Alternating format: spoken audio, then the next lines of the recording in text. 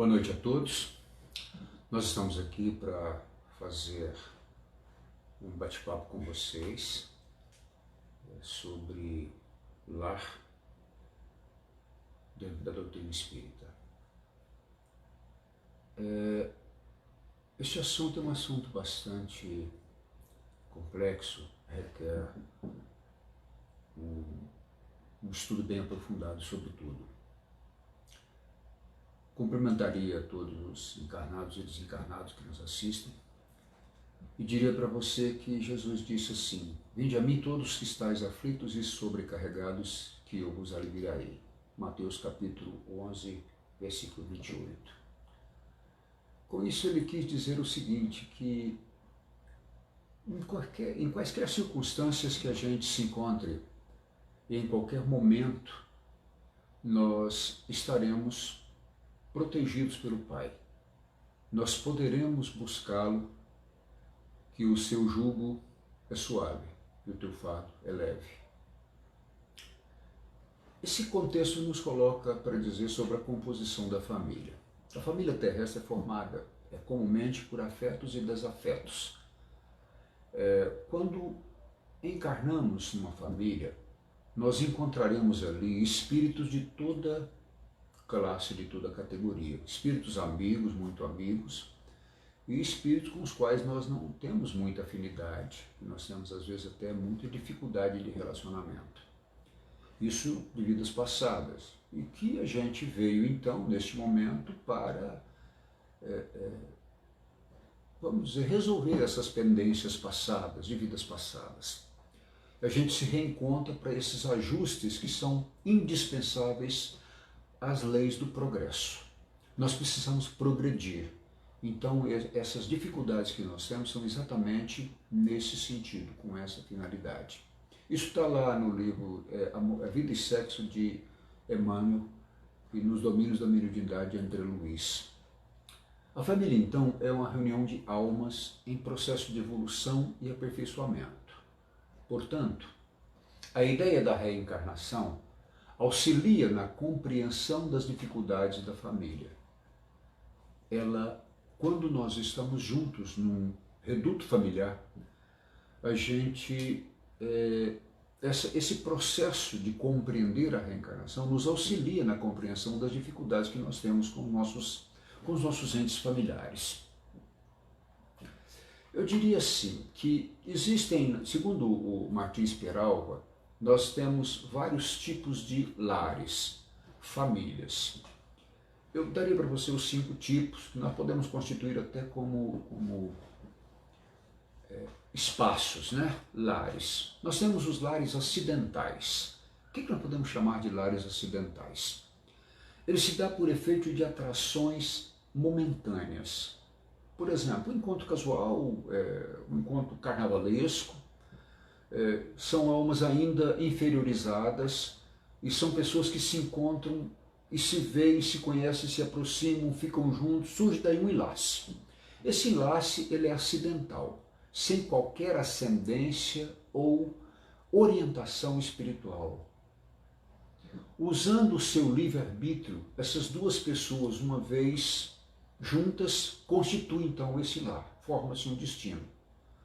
No nosso mundo de hoje, no nosso mundo de provas e expiações, são muito comuns ainda esse formato de casamento, de união, de formação de lares. Normalmente, como a gente disse anteriormente, se dá por espíritos inferiorizados. De repente, no carnaval, acontece um encontro, acontece um sexo casual, e acontece o filho, aí acontece o casamento acidental. Não foi nada programado. Nem neste, nem no outro plano, muito menos. E acabam que os filhos obrigam a constituição da família. Isso então cresce-se a família com desajuste de toda a ordem. Depois nós temos o tipo de família que são as provacionais. Esse é um reencontro de almas para reajustamentos necessários da evolução delas. São os mais frequentes no nosso meio. É por essa razão que tem tanto lares onde reina a desarmonia. Provacionais vem de provações. O casal, então, se ajunta, fica junto, com o sentido de tentarem conviver. Nesse lar impera normalmente a desconfiança. Os conflitos morais se transformam tantas vezes em dolorosas tragédias, às vezes, mas Deus permite a união desses casais. Através da lei do mundo, a fim de que por esse convívio diário que eles acabam tendo, a lei da maior, da fraternidade, seja por ele exercida nas lutas comuns. A compreensão evangélica, a boa vontade, a tolerância, a humildade são virtudes que funcionam à maneira de suaves amortecedores. O Espiritismo, pelos conhecimentos que espalha, é meio eficiente para que muitos lares em provação se reajustem e se consolidem. Mesmo sendo dessa forma, existe a possibilidade dos resgates. Porque se eles são provações, todos os dois, tanto o homem como a mulher, os cônjuges, têm resgates a serem feitos. Então oferece-se essa oportunidade ao casal. O espírito esclarecido sabe que somente ele pagará suas próprias faltas. Olha que interessante. Não dá para ninguém pagar falta de ninguém. Só ele paga as suas próprias. Porém, sempre vai contar com o auxílio divino, o amparo divino, desde que ele busque esse amparo. Pois nós temos as relações que são chamadas de sacrificiais. Deus permite aí, neste caso, o reencontro de alma iluminada com uma alma inferiorizada. Olha que interessante. Esse objetivo dessa união é de redimir o que se perdeu pelo caminho.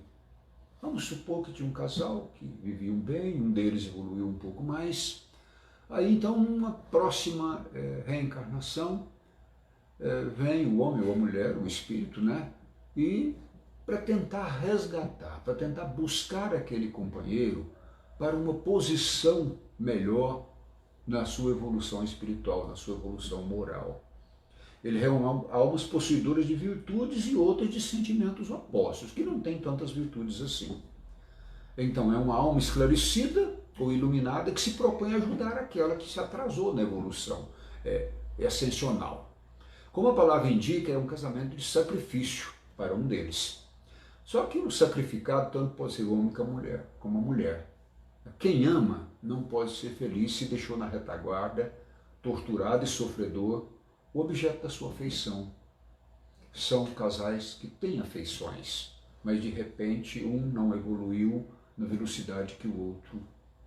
E aí ele então volta para resgatar aquele companheiro e para que ele também tenha a mesma ascensão espiritual que ele. Ok.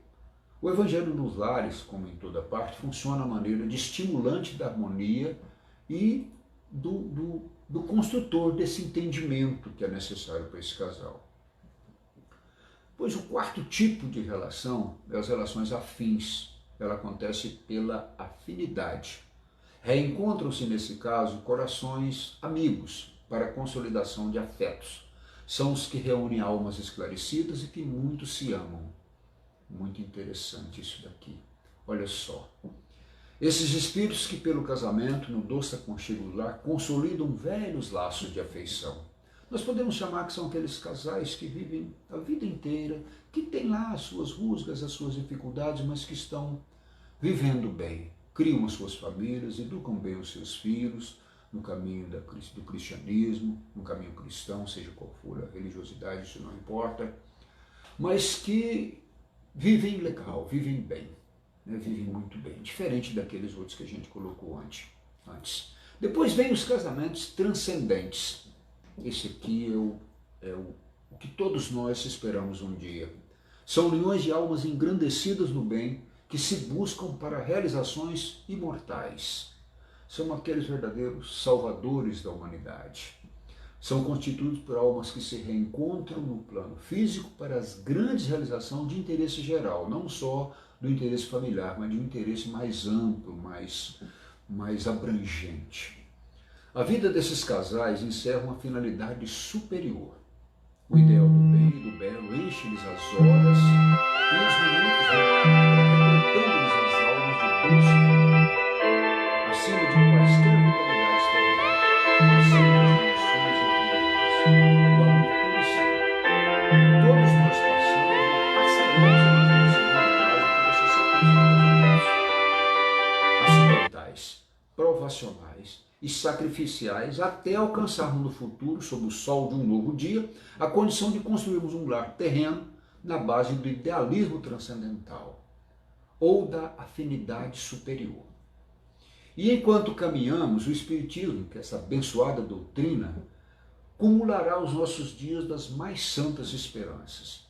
Então, esse casal nós devemos conhecer, poucos no nosso meio, mas existem sim. São aqueles que são absolutamente dedicados aos seus lares e aos lares de outros, aos lares dos vizinhos, dos parentes, aos lares da humanidade como um todo. São casais especialíssimos, que têm aquela ternura, aquele cuidado e aquele amor incondicional para com todos os irmãos. É evidente que esse matrimônio sagrado, em suas origens, tem reunido sob o mesmo teto os mais variados tipos evolutivos, o que vem demonstrar que a união na Terra funciona às vezes como um meio de consolidação de laços de pura afinidade espiritual, que é este caso, e, em outros casos, em sua maioria, como instrumento de reajuste. Algumas vezes o lar é um santuário, um templo, onde almas engrandecidas pela legitimidade da compreensão exaltam a glória suprema do amor sublimado.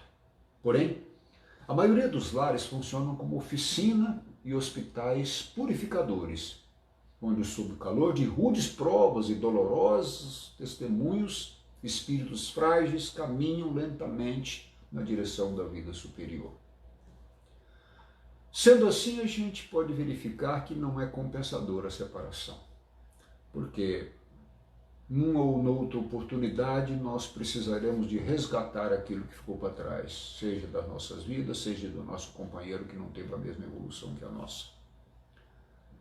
Para tanto, torna-se necessário que cada um dos cônjuges compreenda a importância de sua participação empenhada no êxito resolutivo das divergências, assumindo com boa vontade a compreensão da parte que lhe compete.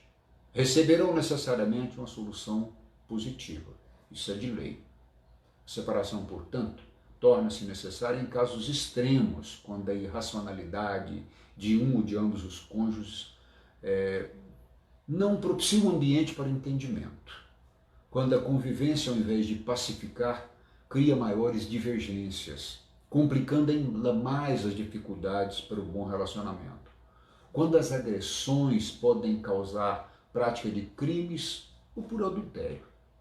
Todavia, mais cedo ou mais tarde, as partes se encontrarão para os devidos reparos, pois nas leis de Deus, só a prática do amor nos fará completamente felizes.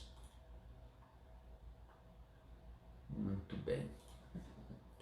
Qual a finalidade do matrimônio? Com ele, nós temos a oportunidade de reestruturar as negatividades que trazemos como herança desta e de outras vidas, tendo na parceria conjugal o espelho no qual podemos aprender muito sobre nós mesmos. Nessa convivência diária, nos resgates que nós temos com os nossos parceiros, com os nossos cônjuges, a gente aprende muito, a gente evolui muito. A gente aprende a ter a compreensão, a tolerância, a paciência, a resignação, o ceder um pouco mais, o entender um pouco mais, o perdoar muitas e muitas vezes, porque nós não somos perfeitos. Então, a finalidade do matrimônio é um resgate, é um burilar a pedra bruta que nós somos. E isso acaba nos dando a possibilidade de aprender muito. No matrimônio são espíritos de pretéritos multisseculares que se encontram. Necessitam de carinho, orientação, disciplina. Todos dois possuem vícios e virtudes, mas a gente às vezes só consegue enxergar os vícios, os defeitos. As virtudes a gente deixa de enxergar. Isso causa muitos problemas na relação, causa muita dificuldade, causa muito desamor, causa muita angústia. Então nós precisamos ser mais serenos nesse aspecto, quando se trata dessas relações. São os responsáveis pela movimentação de todos os processos de amor e energia no trabalho, de orientação educativa dos filhos. Então, quando entra a parte dos filhos, a coisa fica um pouco mais complexa. Por quê? Porque nós precisamos ter a preocupação de ser o exemplo para os filhos em todos os aspectos. Porque às vezes aquele faz o que digo e não faz o que faço, é legal, a gente está sempre escapulindo de alguma dessas coisas. Então nós precisamos ter conosco que nós somos o espelho. Os filhos olham o que fazemos, o que falamos, o que pensamos até. E isso reflete na vida deles no futuro. Então nós precisamos ter esta visão de que a paternidade e a maternidade são fatores essenciais para a nossa evolução também. Lá no Livro dos Espíritos, de Allan Kardec, a pergunta 582, pergunta-se o seguinte: pode-se considerar como missão a paternidade? Ele responde: é uma verdadeira missão. Se este vier a sucumbir por culpa deles, suportarão os desgostos resultantes dessa queda e partilharão dos sofrimentos do filho na vida futura. Deus colocou o filho sob a tutela dos pais a fim de que estes o dirijam pela senda do bem. Ou seja, os pais podem ser corresponsáveis pelo fracasso dos filhos. Então, por que a preocupação agora de termos que zelar pelo cuidado, ter o cuidado de zelar pela evolução espiritual dos nossos filhos? Porque nós seremos corresponsáveis por isso. A educação infantil é perfeitamente possível sem as agressões físicas ou verbais.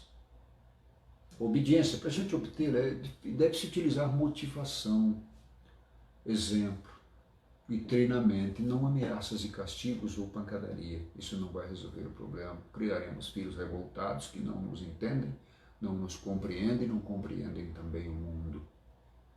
Essa responsabilidade dos pais com a educação dos filhos em todos os aspectos forma um lar constituído de maneira adequada, de maneira cristã e religiosa. Quando os pais são infelizes com os seus filhos porque não lhes combateram desde os princípios as más tendências, quantos? Às vezes o filho tem uma má tendência, se o pai consegue trazê-lo de volta para um equilíbrio racional da sua relação, do seu entendimento, ele acaba resgatando o filho e trazendo para o caminho bom. Se ele deixar ele seguir onde ele quer, deixando-o exercitar as más tendências, isso vai proporcionar que às vezes ele se desvie no futuro. Por fraqueza ou indiferença, deixamos que nele se desenvolvessem os germes do orgulho, do egoísmo e da tola vaidade que produzem a frieza do coração. Mais tarde, quando colhem o que semearam, admiram-se e se afligem da falta de respeito com que são tratados e da ingratidão deles.